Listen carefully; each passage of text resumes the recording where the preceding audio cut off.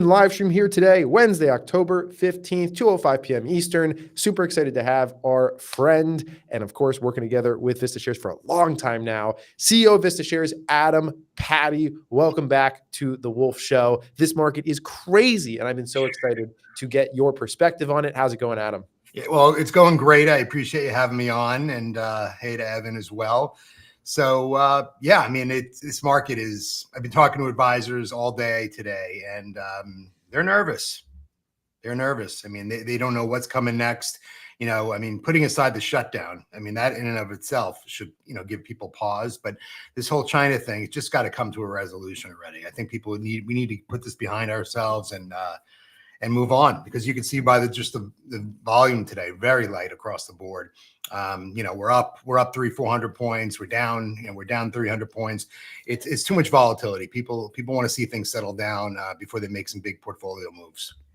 Yeah, I think that's pretty fair. And I do want to pick your brain a little bit more as we go through this on what advisors are saying and how those conversations goes. We'd love to have a little peek behind the scene, because we are going to talk on this show ticker specific, and we're going to talk about the new, Druckenmiller and a couple of others, ACI. Just a quick compliance voiceover for the audience. Investors, please carefully consider a fund's investment objective, risks, and charges and expenses before investing. A fund's prospectus and summary prospectus contain this and other information about the funds from VistaShares. To obtain the fund's prospectus and summary prospectus, just simply go to vistashares.com and please read the fund's prospectus and summary prospectus carefully prior to investing. I agree. There you go. We're all in agreement. Do your research, know what you are investing in. Yes. So let's get into it actually and peel behind these layers a little bit. Can you tell me, what are the thoughts and sentiments from these advisors and institutions right now when they see a market that has a move like it does on Friday, into the move it does on Monday, into Tuesday, honestly, and into Wednesday? We haven't had a normal day. No. I mean, look, the market runs in cycles, right? We all know that. So, and the leadership of each cycle changes based on the dynamics in the economy, the general narratives in the marketplace. And, the cycle we have been in for the last several years is a mega cap tech boom, right? I mean, the Mag 7, and then it kind of broadened out. And some of that is for good reason, right? I mean, the AI boom is happening. There's CapEx going, hundreds of billions of dollars being deployed. But what, I've been talking about this for a while, and it seems like most advisors I'm talking to are feeling the same way. If you look at the S&P 500, okay, the top 10 holdings are about, I might get this a little bit wrong, but it's around 40% of the total exposure of the S&P 500, 38, whatever it may be. I think it might even be a little higher now. Is it higher now? Okay. I don't know, Evan, this feels like your area. Do you have a graphic? I remember just recently looking at it. Yeah, I put something up about a month and a half ago, or 2 months ago, and it was 35%. So I was skewing a little bit higher. Yeah, it could be even higher now, and probably is, to be honest. But let's just call it 40%. So 40% of the top 10 holdings. What are the top 10 holdings? It's the Mag 7 plus a few others, right? Then you look at the Qs. Same thing. 45 to 50% of your exposure is in the top 10 holdings, and guess what? Those top 10 holdings are almost exactly the same as in the S&P 500. So what I've been telling people for months is start trimming those positions, because what most investors do is they create a portfolio, and the core of their portfolio is the S&P 500. And if they want some more tech exposure, they're going to put in some of the Qs, right? And then get some, MSCI EFA, you get some other international exposures in there, create a well-designed portfolio.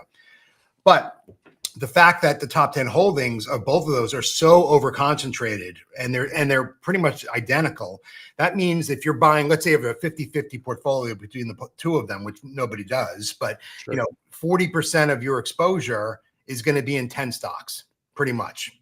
That's not good. And then the problem on top of that is that many investors are saying, well, I'm really interested in AI, let's buy an AI fund. And lo and behold, you look at the AI fund, it's the Mag 7. And they're buying, whatever funds they're buying is the same stocks. Then what they're saying is, I really like Meta. I'm going to buy Meta in my single stock portfolio. I'm going to buy some Amazon. I'm going to buy some Microsoft. And again, there you go. So what's happening is that most investors don't realize that they are, dangerously overconcentrated in a handful of stocks that frankly have had a massive run over the last few years. And, no matter what the fundamentals say, it can't happen forever. There's always a changing in the guard. And that's how Warren Buffett, became successful, right? He didn't buy the hot stocks. He's a value tilted investor that focuses on different metrics, and sometimes we go into a value oriented market or a quality oriented market. There's different tilts to the market, right? You could have low volatility, you could have value, you could have quality, you could have momentum. We've been in a momentum driven market. So that is, I believe, or have believed for a while, is that that is going to change, and that's what advisors are starting to get fearful of. So they're looking to trim back some of their portfolios in these type of indexes, in these names, to get ready for the next leadership, which, could be, industrials. It could be more value tilted names. And, we just don't really know yet until it happens. But, you want to be a little defensive right now, as I believe. And I think, advisors are seeing the same thing. And if you look at the volumes on, in these stocks or ETFs, they're down pretty significantly over the last few days. So I think people are getting the message. What do you think needs to happen for us to move past this? Well, look, there's a lot of overhangs right now, right? Let's put aside the Ukraine war. That's an overhang. That's enough of an overhang for any normal market, right? That alone, and the uncertainty related to that. Fortunately, we've got the Middle East peace process going on now, which took away another massive overhang. You've got the shutdown, which though, look, I don't know. The shutdown, I think people are kind of, they're deaf, or they're immune to, not deaf, they're immune to what's going on in Washington right now, because it's like a bunch of toddlers, rolling around in a sandbox, screaming at each other.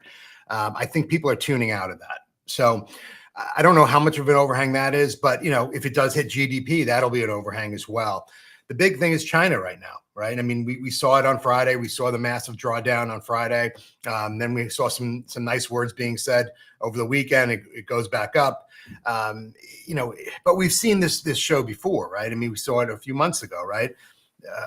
They get all kind of vitriolic towards each other, starts threatening all these different things, and then it calms down, and hopefully there's an agreement. But I think we're at the point where we've got to come to some kind of agreement. And hopefully it happens sooner rather than later. And that'll take off the biggest overhang, in my opinion. Got it. Okay. Before I go into more in the ETF world, Evan, do you have any questions here on kind of broader market or any thoughts there? Not too much. Going into the conversation that we're having here, obviously, we've been working with Vista Shares for a while. I'm a big fan. I am a lot of really great products. The one that gets me excited, and I think that is obviously, gotten the market the most excited, are these, around the super investors, we'll call them. OMAH is obviously the one that's picked up a lot. And this kind of leads me to, I already loved watching what these people do and what they end up going now. People take different meanings from them, but so I think the point that I'm making here is 13F season is about a month away from right now. What their portfolios will have looked like at that point of time was as of 15 days ago. So I am in this point of starting to think of, what changes have maybe been made. What am I expecting to see these, really large super investors doing in this area? I wonder if there's going to be an increased tilt towards maybe China, which is one thing that I kind of noticed in the last one. I wonder if there's going to be others, but that's kind of where my mind is going to in this conversation. I wonder if, one thing that we've talked about a lot is that these are active, so you can make changes intra-quarter. I'm not saying we have or are going to, but I wonder if you've heard or seen any other maybe more active super investors, if they've been making any more changes, which makes you think like what directions might be going. But yeah. I haven't seen much out there. I think people are keeping their cards close to their chest to some extent. And I also think even the super investors are trying to figure out, are there drastic changes that need to be made? The difference between a kind of legendary investor and everybody else is that, they have a lot of discipline. They go into, they have a plan, they stick to it. They're buying stocks with conviction, or buying companies with some conviction, because they like the long-term prospects for those companies. So, I don't know that any of the dynamics that are occurring today will severely impact, the average investment thesis of a Stanley Druckenmiller, for instance. Certainly he'll be looking, as a global macro investor, he'll be looking for opportunities to capitalize on the volatility and the disruption in different markets. So, we'll have to see. We'll have to see what they come up with. We haven't seen any SEC filings that would, give us any alerts or anything like that at this point. But it's a great question. It's always interesting to see, and I love when you send out your posts, breaking all the 13 Fs down. That's really interesting stuff. Yeah. Speaking of the legendary investors, Evan, I was looking at this graphic a little bit more last night. First off, there's some things that I wasn't sure made fully sense to me in here, because it had how long has Druckenmiller been doing it? A long time, right? And it had his thing over here, but it shows Buffett over here. I think that was kind of the point of this post, was when you look about over time, what you're talking about specifically, Adam, just having that conviction, right, where Buffett can be outperforming the S&P 500 for over 55 years, right, for over 10% outperformance. It's just crazy, and that's a lot of emotional control, and a bunch of others outlined inside of here as well. Peter Lynch, et cetera. So this, to me, kind of sums up what you're saying. Yeah. But look, he's drastically underperformed during this mega cap Mag 7 boom, right? Berkshire's underperforming. But again, no surprise, because he's a value investor. So value is a different tilt in the market. I believe that we're going into a quality and value tilted market. And this is why we brought out the type of solutions that we brought out most recently, because we're looking to provide solutions for investors who want to diversify away from the major indexes. You need to diversify some exposure. I'm not sell S&P 500 or 100% of that. No, absolutely not. But look at what you own, look under the hood, look at the top 10 holdings, look at your other funds, look at your single stock portfolio, and calculate. Just take a quick look and say, oh my God, I have 10% of my portfolio in Amazon. If you love Amazon, I guess, okay. But that seems like a lot for one stock. So just as a silly example. So, the solutions we're bringing out, like OMAH, which is Buffett, ACKY, ACKY, which is Ackman, or DRKY, which is our newest one, which is Druckenmiller. If you look at those portfolios, they are completely different than one another, and they're completely different than the S&P 500 or the Qs. They have companies in there. Some of them, most of them you probably don't. And that's the key. You want exposure to companies that you don't necessarily have exposure to. And that's how you make money long-term, by having that diversification and rotating into different exposures when a cycle has exhausted itself. By the way, Gav, yep, I've been watching the ETF filings recently, and there were some interesting ones last week. I don't want to get too far into them right now on here, but there was some more hints on what maybe could be coming soon. But yeah, I'm excited for this Druckenmiller one, DRKY. Natera is not a name that I've known too much of. Tiva, the way I found that one was a Warren Buffett name back in the day. I've heard of that one. Yeah, Natera is an interesting company. I don't know a ton about it other than understanding what they do a little bit, but they're a DNA company. They create DNA testing for pregnant women to find out if the fetus has diseases and things like that, among other things they do. But very forward-thinking company. And in fact, if you look through Druckenmiller's holdings, you'll see some nice exposure to healthcare and biotech, which you don't necessarily see in other portfolios. And, if anyone follows biotech is, slated to become the next growth area. XBI, which is the main biotech ETF, has lagged significantly over the last year or two. And that's just not normal performance for biotech. Yeah, it's pretty interesting to have biotech and then TSM. Yeah. Like Coupang, Melly. So I recognize about half the names inside of here. I was going to ask you, I was pulling it up and I was going to say, do you think that, obviously you've studied Druckenmiller a lot. You've built this ETF. And do you think that he's the type of guy that was making moves on Friday, Monday? Do you think that we're going to get a 13F and see change positions? That's a great question. I'll have to say. I think he's always making moves. Whether they're moves that impact his top holdings, I would probably say no. Got it. Just based on our research going back, 10 years on his holding periods and how he, positions his portfolio, typically his top holdings are the ones that he has the most conviction in, and he's holding those the longest holding periods. He might be doing a lot behind the scenes to, be more tactical to try to generate some alpha. Yeah, it's a good point. So right now you have the top 10 holdings and then you're running the covered call strategy on those top 10, or is it more than that? The top 20. We have the top 20 okay. holdings. That's same as Omaha and the others. Exactly. So, what this DRKY is, it's very simple. It's just like OMAH, just like ACKY. Invest like a legend. In this case, the legend is Druckenmiller, and but you do it with income. So you get his high conviction picks, but then we have an options overlay that's designed to generate 15% annual income. That's the target. And we pay it out monthly. So we're paying out 1.25% per month.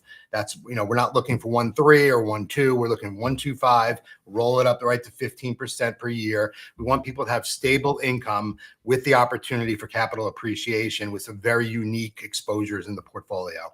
And, we've been doing it since March with Omaha. Then we brought QUSA out in May, which is a USA quality ETF, same 15%. Then we did ACKY. Now we did DRKY.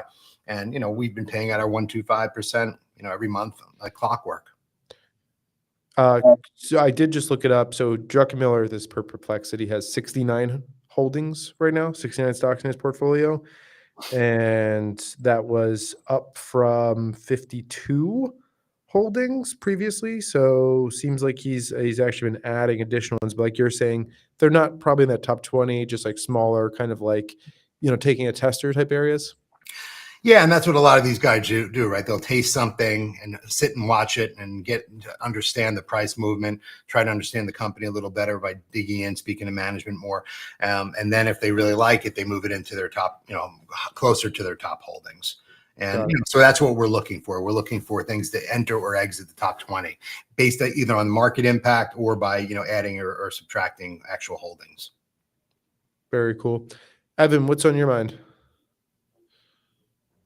Yeah, no, if you could pull back the DRKY website a little bit.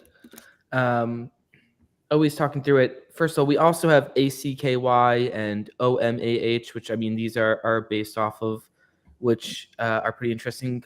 I know you were talking a little bit about the income there. How do we do the covered call strategy? Like, is there a certain formula we have around deltas or, obviously, or the dates we're going in and strikes and stuff like that and rolling? And if there's big moves within the month, are we ever like, you kind of said our target is 1.25% no matter what. So I'm assuming the answer to here is no, but do you ever change stuff if we get big moves within the month? I'm curious on the income side of it, the covered call side of the strategy. Yeah, it's an actively managed process. The difference is that, like, as you mentioned, the goal is 125 per month. So that's the starting point. Then everything else is data driven. So the difference between us and some of the other options income ETFs out there is, we're not waking up in the morning and saying, let's maximize income.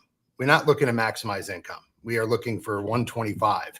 So what the core of the strategy is selling out of the money calls. So that is the core. How far out of the money they are and the time periods and things like that is completely contingent on, the volatility of each underlying holding, because we're writing the calls against each underlying holding. So it's a fully covered portfolio.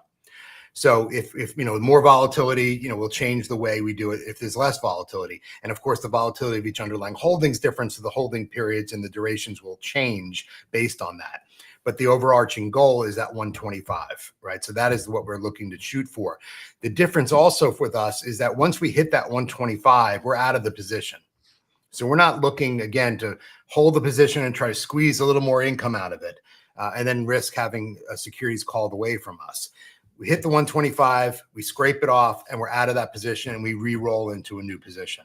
So it's a more 15% is, I wouldn't say it's a conservative strategy. It's still a robust income stream, but as income streams go in covered call ETFs, it's a data-driven, rules-based, strategy that that works very well. So it's, a little different approach. And, we want to give people consistency. We're not looking for them to say, oh, look what we got this month. We got 136 and the next month we got 86. That's not what we're looking to do.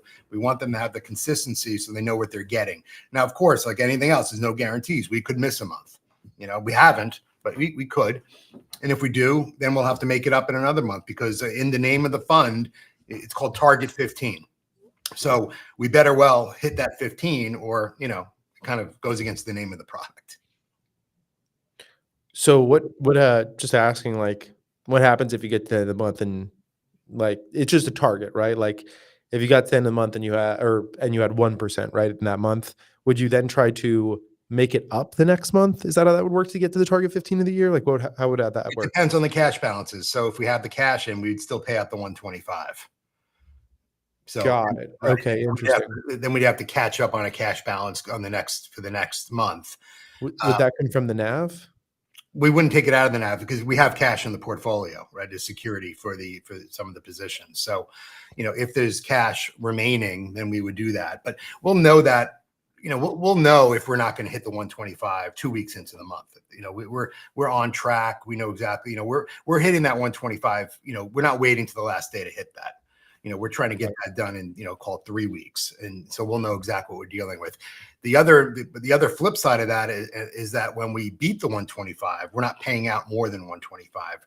We're going to put the rest of that into the NAV. So if it's 1.3, we're going to take that other 0.05 and put it into the NAV.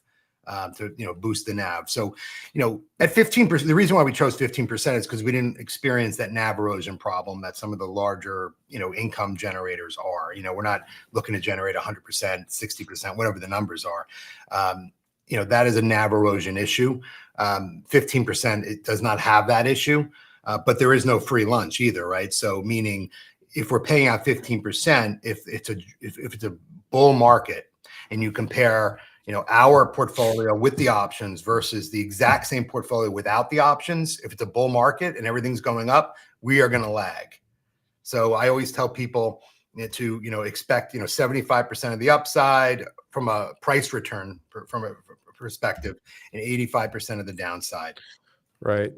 But, even in a bull market, right, like you could still have things where, you have BRK, right, BRKB, which is, not doing like a ton. I assume if you go from January 1st, I mean, it had a nice little run in the beginning of the year, but yeah, January 2nd, right around there, yay-ish, up to where it is now. It's up, a little bit under 10% in the 9.5 months that it's been around.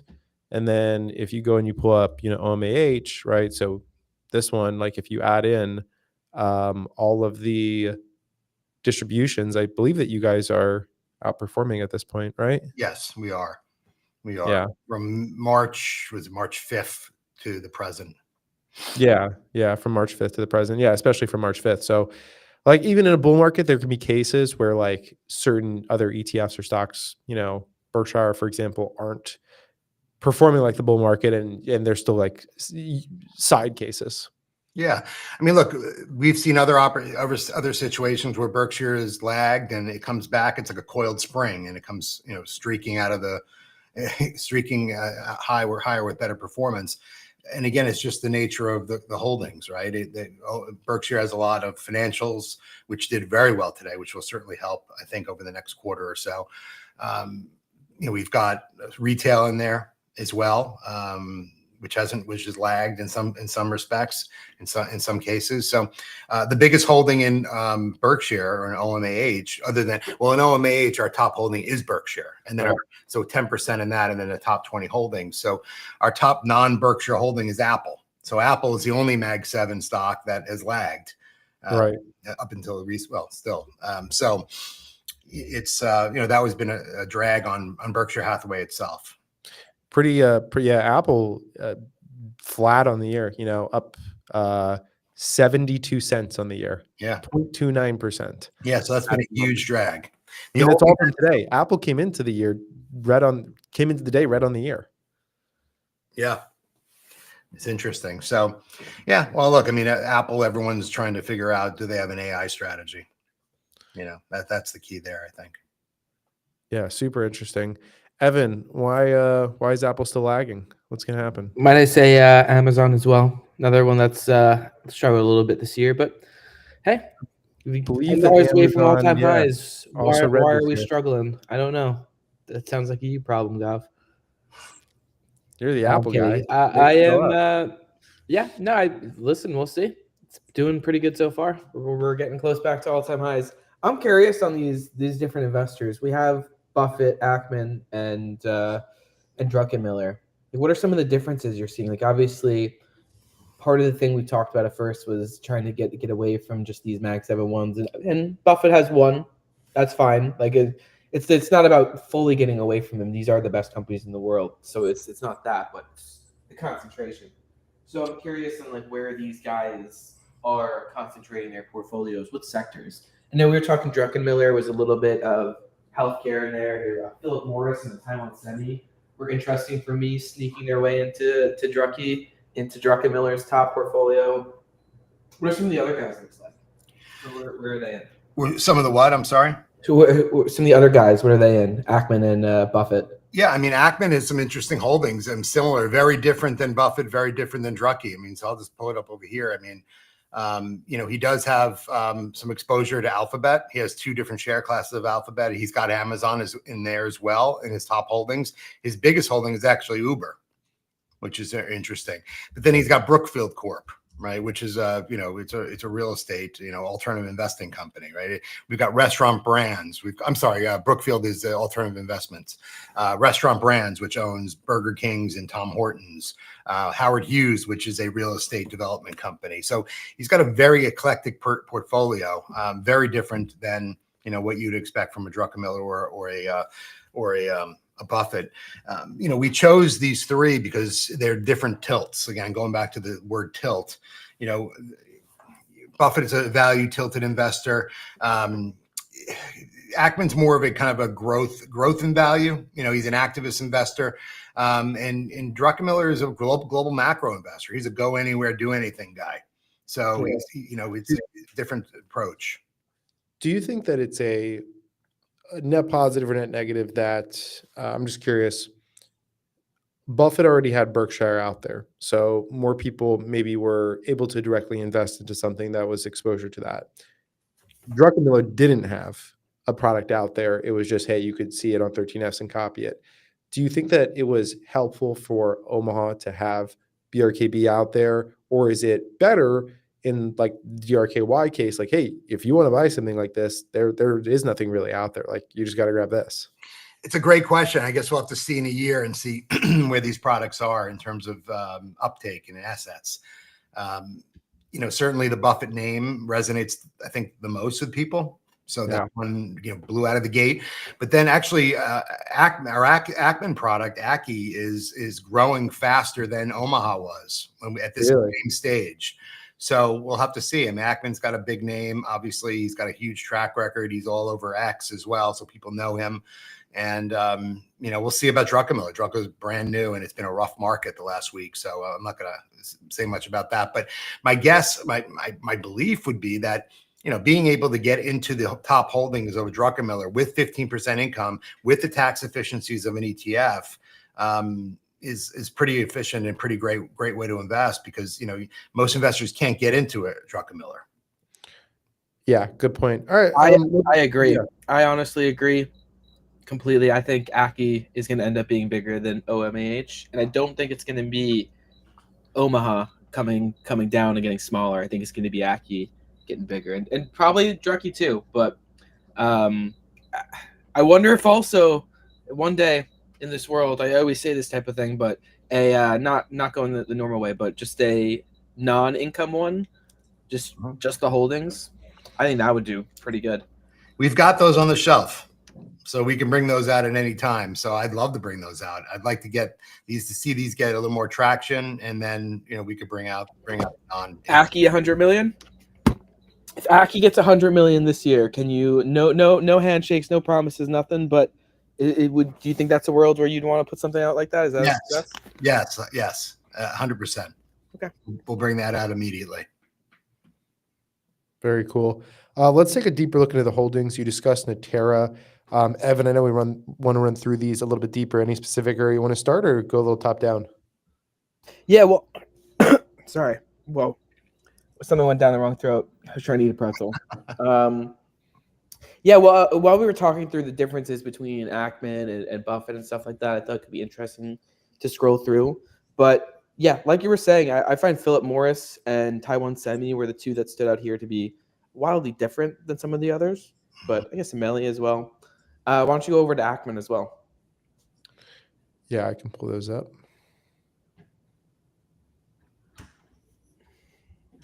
Gav, what stands out for you on here? How many of these do you know?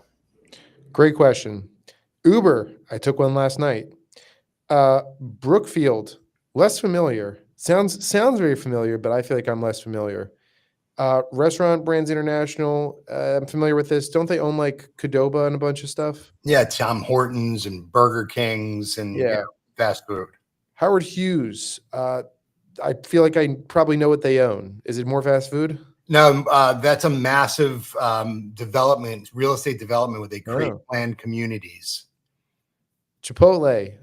There are no Chipotles in Puerto Rico. I'll give you that fun fact. He does love Chipotle, though. That's one of the bad things about Puerto Rico. Yeah, that's okay. Standpoint.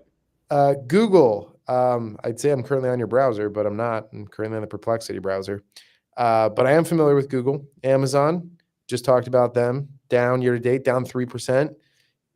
Stop selling on us, Bezos. By the way, crazy fun fact, just this is a little random side fact. Jeff Bezos, despite all the selling that he has done, I believe still owns roughly 9% of Amazon. Wow. Which is pretty crazy when you think about it. That's worth about $200 billion. And he's held that since zero. He's held from zero to 1.4 trillion. Can you imagine? It's actually, people talk about Satoshi Nakamoto, right? Founder of Bitcoin.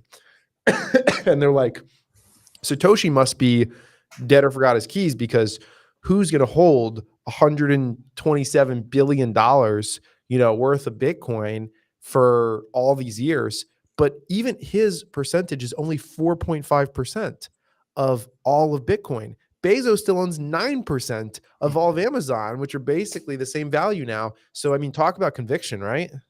Yeah. Well, good move. He's done well. Exactly 9%. And he lost a couple shares too along the way. 9%. Called it. Yeah, he did lose some shares. Yeah. He might have been another 9% there. His ex-wife, right? Those shares have gone to charity. And then let's see. Hilton Worldwide, familiar. Heard of them. A couple of hotels out there, far and few between. And then the obligations fund. Is this just is this bonds? Is this a mutual fund? What's going on here? That's just cash reserves. If we have to use a swap for any of the positions. Cool. So that's just security. So what does Brookfield do? So Brookfield is a massive alternative investment manager. So they're massive, and they do a lot of private funds and across different asset classes. Very successful company.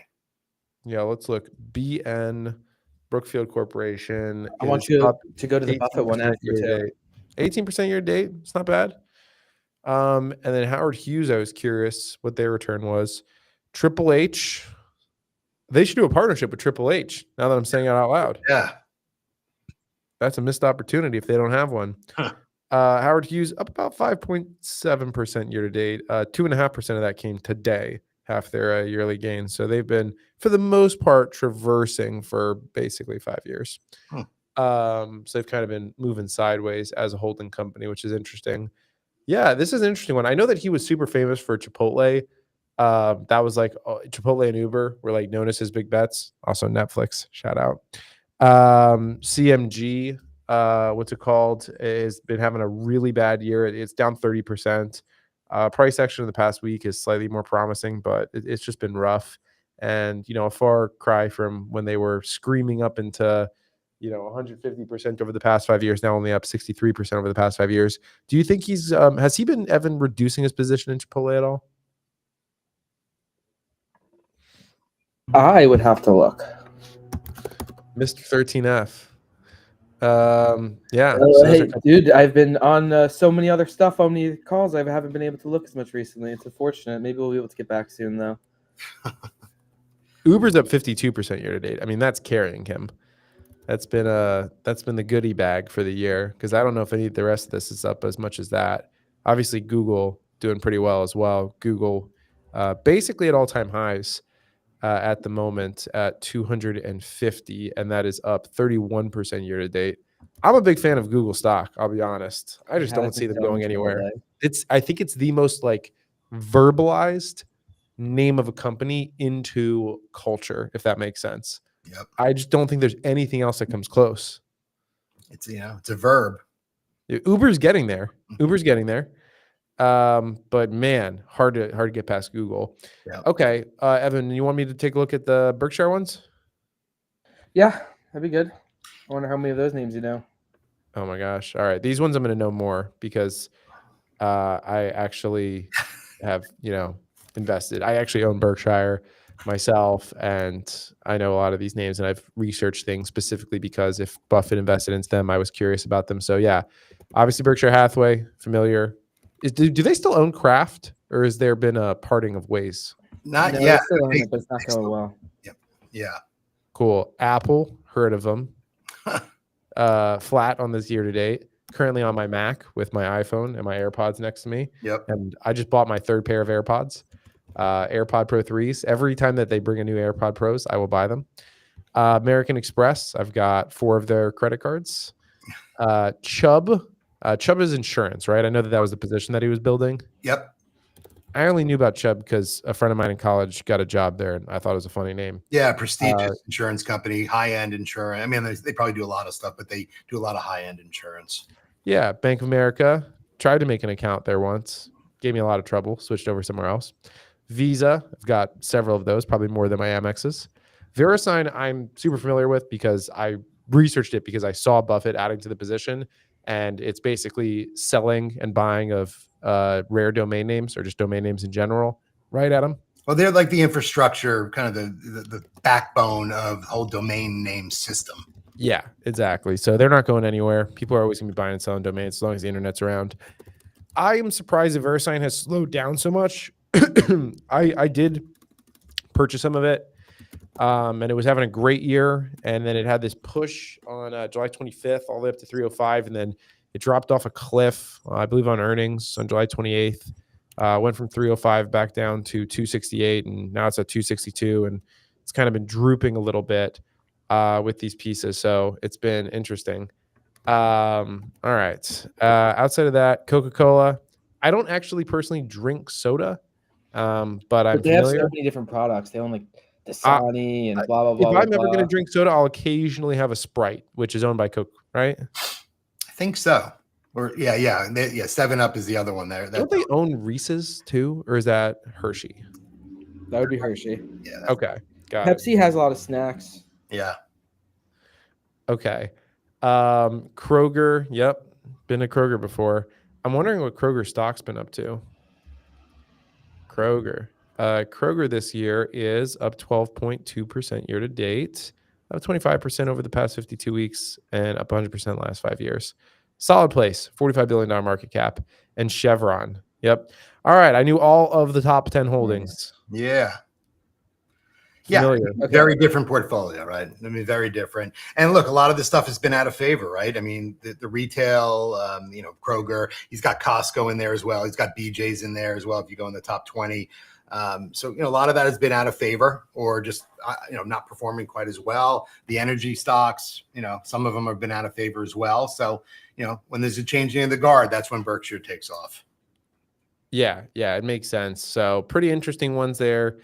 There's a couple others. I know that we wanted to touch on AIS and Wild briefly. So we spent a lot of time here, again, going through these Target 15 ones. So we talked about OMAH, which does it on Berkshire, ACI, which does it on the holdings or the top 20 holdings of Bill Ackman, and then DRKY, which does it in the top 20 holdings of Druckenmiller. You also have QUSA. Why don't you take a look at that one? Because that's very different as well. Oh, yeah. Super different. QUSA, because obviously it's not focused on it's more of a calculation than a person, right? Yeah. So what we do here is we take the Russell 1000 and we score each company based on high profitability, low debt, and increasing earnings over time. So we want to see steady earnings growth with high profitability and low debt. So that's just a traditional quality model that everyone would use if they want to look for what's a quality company. And we rebalance it quarterly. And that's what this is. So quality has been out of favor because we've been in a momentum market. I thought it was going to go into a quality market after the tariff tantrums, and we went right back into a momentum market. So, in my opinion, value and quality are the ones that are going to take the next reins as leaders. So QUSA is the way to do it with 15% income. Yeah, QUSA regularly been paying out, like you said, on these pieces. So on the price return, about 3.95% since May is what I'm saying. Or is that? Yeah, May, I guess June, July, August, September. Well, we did 5 months. Our website is not updated right now because we're doing some changes. So it should have been 5 months of payouts at 1.25%. Sure. So that'll be June, July, a little bit over 5%. 6.25%. Okay, 6.25%. Yeah. Okay, looks pretty accurate. Yeah, the names here, just to kind of go through them. So Oracle, shout out Big Larry, occasionally the richest man in the world, once upon a time. Yeah. For a day or two. General Dynamics, GD, I look into that less than Oracle. Illinois Tool Works, interesting. So these companies seem, General Dynamics, Illinois Tool Works seem a little bit more together. Fastenal, fascinating ticker. I remember there being a different company that had, I feel like, the fast ticker a while ago. High quality ticker. High quality ticker. No, I'm a fan of high quality tickers. There's a couple still one letter tickers available. One letter available tickers available. Which ones? I don't know. I'd have to go through and look. But for some reason, I do think there is. Hey, this is actually a fun little test. All right, Adam, how well do you know your tickers? I don't know. We'll see. All right, Adam, I'll pick a random one. Ticker R. Ooh, Ryder. Ticker R. What did you say, Evan? Ryder. I said that before. It is Ryder. Okay. Is it? Wow. All right, I'm no good. It is Ryder. Yeah, that's a hard one. That's only a $7.5 billion market cap. Wow. And they've had that ticker for forever. All right, new ETF idea. I want only one letter stocks in there. Ooh. Oh. All right, wait. I'm not done. Let's do a couple others. By the way, it looks like, Evan, one of the ones that's not taken is letter P. Okay. I don't see anything under the letter P. Let's pick another one. What about L? You might know this one, Adam. The letter L. Is it Lowe's, but a different type of Lowe's? Oh, it is Lowe's. It is correct. It is a $20 billion Lowe's. I don't know what they do, but they've been hitting 52-week highs a lot recently. I see them on that list all the time. Yes, not today though. No. They are a holding company for commercial property and casualty insurance. And they do transportation and storage of natural gas and natural gas liquids, and they operate a chain of hotels. Wow, I would never know that. That's random. All right, just two more, and then I'll go back to this, and we'll hit AIS and Wild. I'm just having a little bit of fun. I know you guys know what X is because it's going to be. Oh wait, wait, is it gone? It's gone. Oh yeah, I was like, interesting. All right. So there's a couple that I'm trying to pick ones that I don't know because those are going to be obvious. It looks like Y is not taken either. Do you know what Z is? That's easy. It's Zillow. Evan, I'm asking Adam here. I have no idea. You're killing me. You're killing me. This is not what I do. I don't know. All right. You're good. It looks like Q is not taken either. All right. Last one. Man, that's a tough one. The letter E. Do you know this one, Evan? At Eaton? No, wait, what'd you say? Eaton? No, not Eaton. I'm thinking it's like Ennis or something, but that might be ENI. It's ENI. ENI. Yeah, I was close. Yeah. Okay. $53 billion market cap, up 25% year to date. Wow. Honestly, the single letters are doing pretty good year to date. I wonder what an ETF of these would be if you look through it. All right. Okay. All right. I'll give up there. It's fun. Somebody will file for that tomorrow. Don't worry. Hey, imagine they change the song. They're like, L is for Lowe's. Oh, I don't know what O is. God, O is or Realty income. Oh, is Realty Income? Yeah. True. Yeah. Yeah. There's few that I know, Yeah. but that one was one of them somewhere in the deep Agilent, recesses of my brain. D. Dominion Energy. Jeez, Oh, somebody man, get this guy on Jeopardy. I've spent a lot of time, too much time looking at tickers. He's like me with Twitter usernames. Jeez. Like you tell me someone's like name, I'll tell you what their Twitter username is. Unbelievable. Yeah. Man. All right. AIS. It's been on a nice run. Jeez. Yeah. SK Hynix, is that one still going? It's still going. I mean, I don't know what it's doing today, but what a Let's company. take a look. I mean, every single headline about data centers is about how much they're getting built. There was a BlackRock on their earnings call. I believe what someone was telling me, they said that so X percentage of the data center build out goes towards NVIDIA chips. Then the rest of it goes to all the build out to build all the stuff. All that other stuff, that build out, they're going to spend about 1.5 trillion over the next decade is what I think it was the saying that BlackRock's estimating. I'm sure they're going to be a part of spending that. Every single headline we've gotten out has been just more and more and more. There was one this morning around Meta that they're doing a new $15 billion 1 gigawatt campus in Texas. So, I mean, it makes sense why these are all going. We're talking about the picks and shovels, and clearly what we're building there is only been accelerating. Yeah, and the news is like you said. The news is crazy. It's just nonstop. Well, it's an arms race, right? I mean, these companies have got to win, and they've got to spend the money to win. So, AIS is the infrastructure ETF for AI. That's what it is. That's what we have. We don't have Microsoft and Netflix and Salesforce in there. Those are not AI companies. We've got the AI companies. Yeah, these have all been going pretty crazy. So I'll just show people for a second. And oh man, does not let me pull up AIS on. There just might not be ETFs. We can go off of it, but I want to look through some of the holdings as well. Yeah, that's kind of what I've been pulling up on here. So AIS right now up 55% on the year, 31.61% of that in the last 3 months. It has been a great run for AIS. From the lows, I believe it is up over 100%. The lows were 1790. It is trading now at 3725. That is over 100%. Move to the upside there, so that's pretty awesome to see, and it looks ready to push new highs. I showed a couple of the holdings on here, MU, SK Hynix, which have been very interesting to continue to look at, and then Vertiv, TSM are on here as well.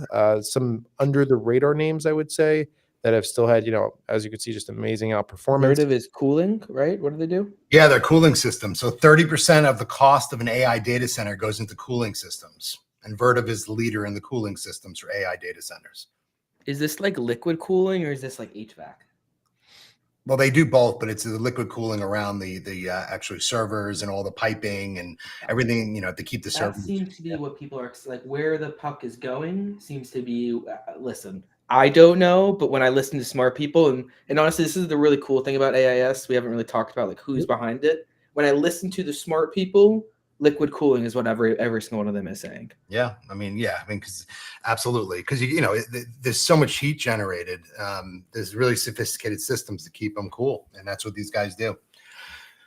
So it's again, a lot of people do know what Vertiv is, but most people don't, and most people don't know that 30%. Every time you see $100 billion investment being made, 30% of that about that is going basically to Vertiv or maybe a couple of their smaller competitors. Yeah. One of the conversations we've been having so much on our show recently, the other ones, is around the rare earths side of this as well, which is like kind of like an even step down from the chain. But I would really think, like, honestly, I would love for you to talk through the investing committee a little bit here, but you guys would have such great insights and more of that stuff. Do you guys look into the rare earths thing, or is this like, hey, we know our expertise here, it's in this part of it, that it's such a boom in the data centers and that's what they're all end up using. But Curious your thoughts on the rare earth. I mean, look, I can't believe the United States of America has put themselves in this and put us in this position to be beholden to China for rare earths. We've been hearing about rare earths for 15 years. I mean, this is not new information, yet we never created our own capabilities. I mean, it's out of control. So yeah, we're not going to be investing in those companies within AIS because it's not part of the supply chain necessarily for AI infrastructure. Though, of course, it's used in certain components of it. We probably wouldn't go that far deep, but it's something we talk about, and sure, just in terms of interest and keeping abreast of it. I mean, as you mentioned, our investment committee for AIS is, John McNeil, the former president of Tesla. He's the vice chairman of GM's autonomous vehicle division. He's an AI guru. We have Sunny Madra, who's the president of Grok. He's an AI guru. He's building data centers all over the world. So, that's the type of expertise we're bringing to bear for this ETF. People who are actually building these things, not Wall Street analysts who are analyzing it and saying, well, this looks good.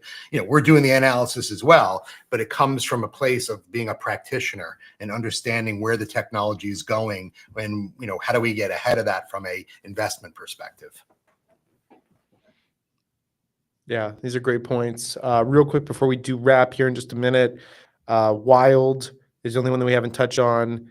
It's been rebalanced here. It's super interesting right now. It has CoreWeave, Coinbase, Strategy, Palantir, and NVIDIA. This was interesting to me specifically because MicroStrategy has not really been doing too much lately, but people are still putting a lot of assets into the 2X Strategy ETF. Strategy is actually red year to date. It was up 52% at one point earlier. And so it's been a bit of free fall the last 3 months. I really wonder if it's going to see it's kind of been a thing with Wild, some of the names coming in, you see a little bit of a turnaround in these areas. So I wonder if we'll see a switch. Palantir obviously makes a lot of sense. NVIDIA makes a lot of sense. CoreWeave as well. I don't think that there are that many. I think there's only 2 or 3 2X CoreWeave ETFs, which was interesting to see how much they must have been able to pull into those asset-wise for it to get on this list. So yeah, just any comments here on Wild? Yeah, I mean, Wild's up. I don't know what it's up now, but it's up, 65% or so, since June.